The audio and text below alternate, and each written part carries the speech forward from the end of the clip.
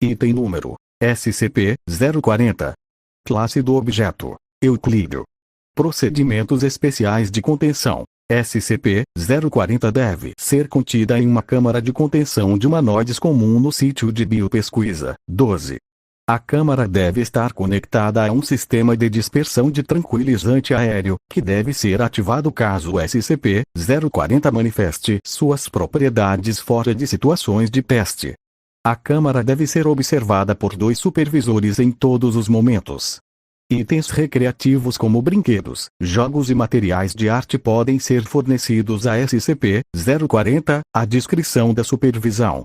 Já que se determinou que SCP-040-1A, SCP-040-1C e SCP-040-1J não representam ameaças potenciais, foi autorizado que os objetos permaneçam na câmara de contenção com SCP-040, com o objetivo de manter seu bem-estar mental. Ordem Especial do Chefe de Segurança 392-5. De todas as outras entidades modificadas por SCP-040 devem ser destruídas após captura e análise de acordo com os protocolos padrão para espécimes biológicos, determinados no documento CDP-Bio em 1. Nenhum organismo externo deve ser trazido presença de SCP-040, além daqueles utilizados em experimentos. SCP-040 deve ter aulas diárias e avaliações psicológicas a cada 2 semanas, supervisionadas por Dr. Abernathy, Dr. Logan e Dr. Aizawa. Descrição: SCP-040 é uma caucasiana do sexo feminino de aproximadamente 8 anos de idade, com 1 metro de altura. SCP-040 possui diversas anomalias físicas. A pele do objeto é altamente sensível à luz e facilmente danificada por contato físico, e seu cabelo possui uma coloração rosa-choque. Seu cabelo é quebradiço e cai com facilidade. O objeto possui heterocromia verde e amarela, com coloração negra na esclerótica do olho esquerdo. SCP-040 não possui visão neste olho. O estado emocional de SCP-040 está dentro do aceitável para um indivíduo de sua faixa etária, considerando os efeitos de sua contenção prolongada e suas anomalias físicas. A inteligência do objeto encontra-se levemente acima da média da faixa etária e seu comportamento é, geralmente, cooperativo.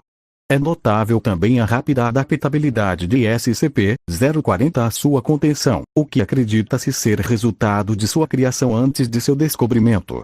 SCP-040 é capaz de manipular matéria viva, causando mutações e modificando organismos existentes para criar novos, coletivamente denominados SCP-040-1. Este efeito ocorre à vontade de SCP-040, mas exige uma quantidade considerável de tempo e concentração e torna-se imprecisa quando envolve a alteração de detalhes pequenos. SCP-040 é incapaz de alterar organismos microscópicos e tem grande dificuldade ao alterar vida vegetal. Matéria orgânica morta também pode ser utilizada, desde que conjuntamente a um organismo vivo. Espécimes de SCP-040-1 não demonstram comportamentos similares aos de suas formas pré-alterações. A maioria se comporta como animais domesticados de estimação, geralmente extremamente leais a SCP-040, independente de relações anteriores. A aparência de SCP-040-1 varia. Alguns espécimes retêm grande parte de sua forma original, com algumas alterações, como as modificações que SCP-040 aparentemente fez em si mesma, enquanto a maioria não retém nenhuma semelhança com a forma anterior. SCP-040 aparenta ser incapaz de manipular espécimes de SCP-040-1 mais de uma vez. Registro de aquisição: o objeto foi encontrado em de 2000 em redigido. SCP-040 era um de 15 indivíduos sob custódia. Investigações minuciosas não revelaram propriedades anômalas em nenhum outro indivíduo. Foram administrados amnésicos aos envolvidos e à população em geral, e medidas para encobertar a história foram implantadas sem incidentes.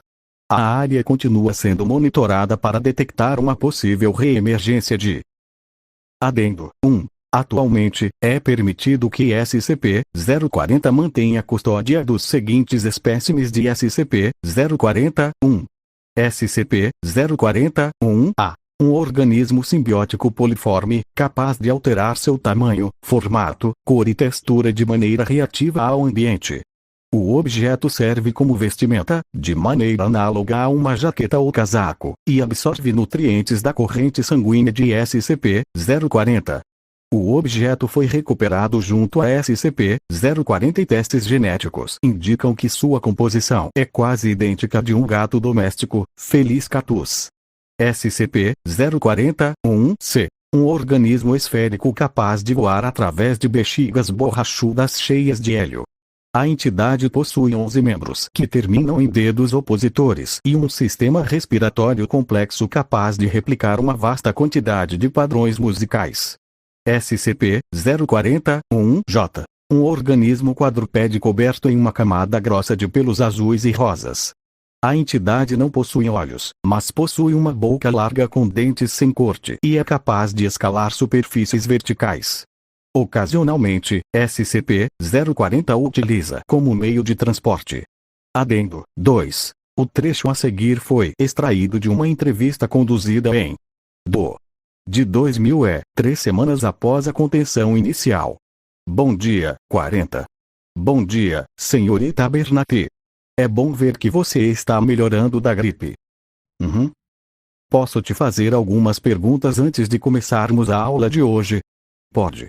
Você pode me dizer algo sobre seus pais? O Sr. Green disse que eu não tenho pais.